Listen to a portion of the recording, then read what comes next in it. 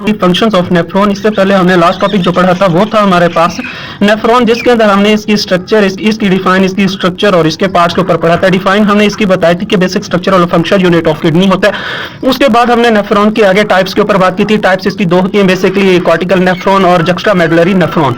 और फिर हम इसके पार्ट्स के ऊपर गए थे। तो पार्ट्स भी बेसिकली नेफ्रॉन के दो ही होते हैं। एक होता है जी हमारे पास रेनल कार्पसल और एक होता है रेनल ट्यूब्यूल। रेनल कार्पसल जो होता है ये हमारे पास नॉन ट्यूब्यूलर पोर्शन होता है और रेनल ट्यूब्यूल हमारे पास ट्यूब्यूलर पोर्शन होता है। रेनल कार्पसल के आगे हमारे पास मजीद दो इसके पार्ट्स होते हैं, एक बोमेन कैप्सूल होता है और एक इसके अंदर glomerulus network of blood capillaries होता है। रेनल ट्यूब्यूल के आगे फर्दर तीन पार्ट्स होते हैं, जो कि हमारे पास पहला प्रॉक्सिमल कन्वोल्यूटेड ट्यूब्यूल, दूसरा लूप ऑफ हेनले और तीसरा हमारे पास डिस्टल कन्वोल्यूटेड ट्यूब्यूल होता है।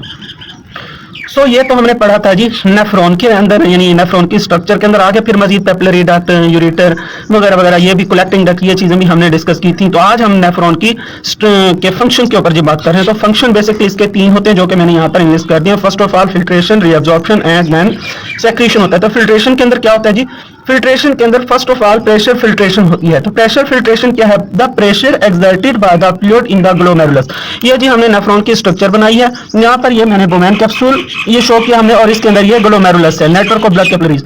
जब हमारे पास ब्लड बॉडी से नेफ्रॉन की जानिब आता है एफरेंट आर्टीरियोल के जरिए से, तो यहाँ पर आने के बाद ये ब्लड जो होता है फोर्स एक्सर्ट करता है।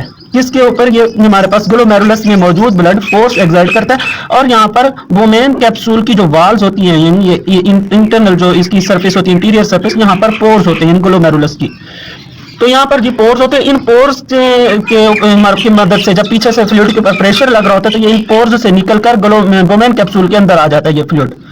तो ये फ्लूइड जी बोमेन कैप्सूल के अंदर आ जाता है और ये पूरे के पूरे बोमेन कैप्सूल में इस तरह फैल जाता है। और जब ये फ्लूइड बोमेन कैप्सूल में आ जाता है, तो फिर इसको ग्लोमेरुलर फिल्ट्रेट कह रहे हैं।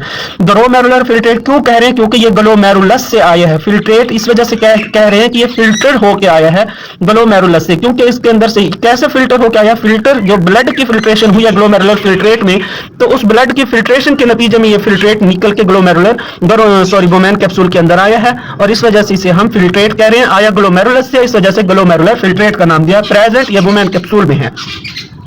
तो उसके बाद हमारे पास the pressure exerted by the fluid in the glomerulus, glomerulus में मौजूद फ्लूइड जो कि ब्लड की फॉर्म में है, उसकी जानिब से लगने वाला जो प्रेशर होता है वो प्रेशर फिल्ट्रेशन कहलाता है।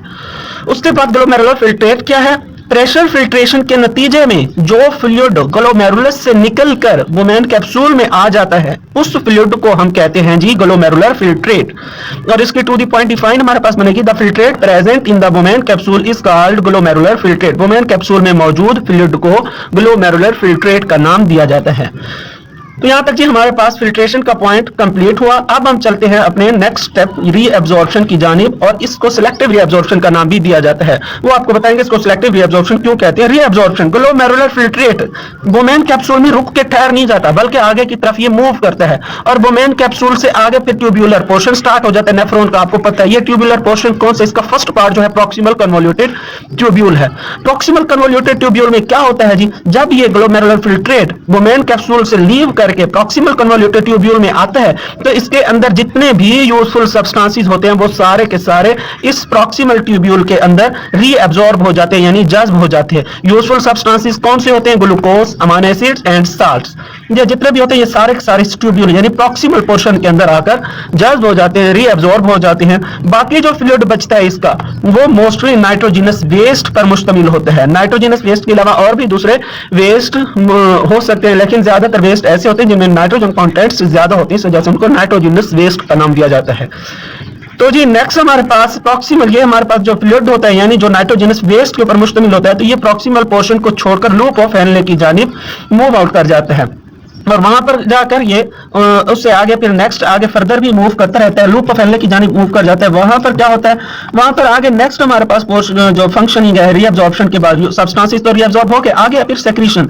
सो लूप ऑफ हेनले से फिर आगे क्या होता है? सेक्रीशन होती है। किसकी? देखें जी, लूप ऑफ हेनले में जब आता है फ्लूइड यानी नाइट्रोजनस वेस्ट पर मुश्तमिल है, तो ज्यादातर तकरीबन 99% जो फ्लूइड है वो रीअब्जॉर्प्शन में उसके जो यूजफुल सब्सटेंसेस है रीअब्जॉर्ब हो गए। बाकी 1% यूजफुल सब्सटेंस यानी स्टिल अभी भी जो फ्लूइड आगे लूप ऑफ हेनले की जानिब आ रहा है उसके अंदर 1% ही क्यों ना हो, लेकिन यूजफुल सब्सटेंसेस मौजूद हैं, थोड़े ही सही लेकिन मौजूद हैं। तो उनकी भी अभी आगे फर्दर रीअब्जॉर्प्शन होगी, और वो इधर होगी। वो कैसे होगी?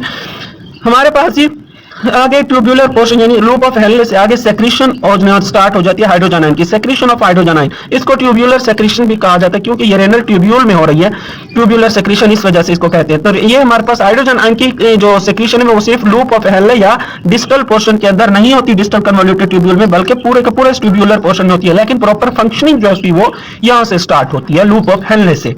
So secretion of hydrogen ions into the lumen by tubular epithelium। अब यहाँ पर हमारे पास 3 क्वेश्चन हैं। First of all secretion of hydrogen ion, hydrogen ion की secretion कौन कर रहा है, कहाँ कर रहा है, और हमारे पास ट्यूब्यूलर एपिथेलियम क्या है। ट्यूब्यूलर एपिथेलियम जैसे कि हम पीछे पढ़ा है, रेनल ट्यूब्यूल, नेफ्रॉन के 2 पार्ट्स होते हैं, एक होता है रेनल कार्पसल और एक होता है रेनल ट्यूब्यूल।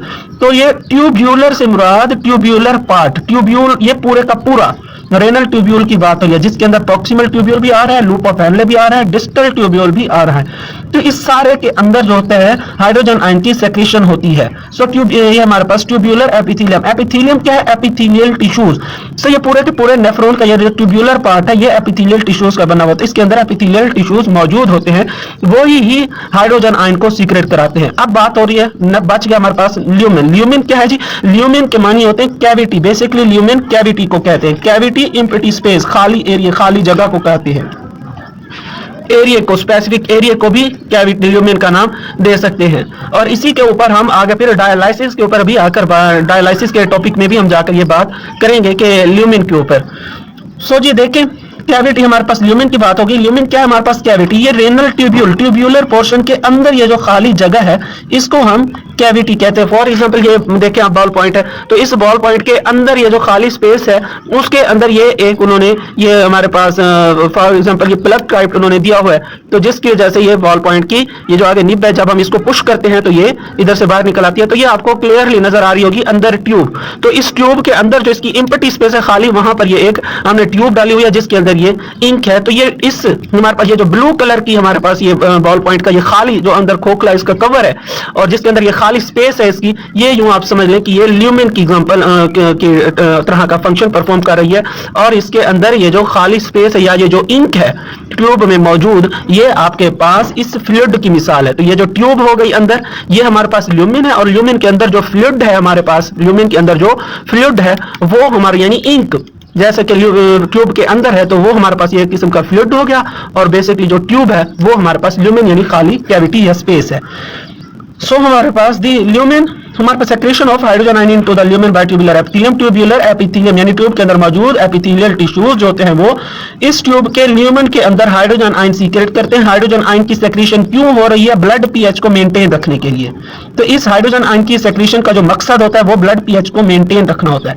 अच्छा, ब्लड सेक्रेशन के बाद और ब्लड पीएच मेंटेन कर लेने के बाद बाकी जो फ्लूइड बचता है वो मोस्टली यानी तकरीबन यूं कह लें कि 99.9% नाइट्रोजनस वेस्ट और दूसरे यूजलेस सब्सटेंसेस के ऊपर मुश्तमिल होता है, जो कि हमारे पास फिर रेनल ट्यूब्यूल से निकलकर आगे कलेक्टिंग डक्ट में चला जाता है, और कलेक्टिंग डक्ट से आगे मूव करके यूरेटर में आ जाता है, और यूरेटर से आगे फिर वो यूराइन की सूरत में रिलीज आउट हो जाता है। So हमारे पास remaining fluid contain nitrogenous waste and then moves to the ureter and then to moves to collecting duct and then to ureter। तो वो फिर हमारे पास डिस्टल कन्वोल्यूटेड ट्यूब्यूल से आगे collecting duct में चला जाता है। collecting duct में आने के बाद मूव करता हुआ वो यूरेटर की जानिब आ जाता है, और यूरेटर से आगे फिर यूराइन की सूरत में बॉडी से रिलीज आउट हो जाता है।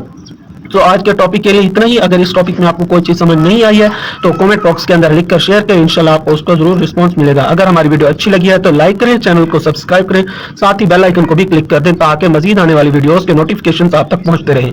वस्सलाम, शुक्रिया।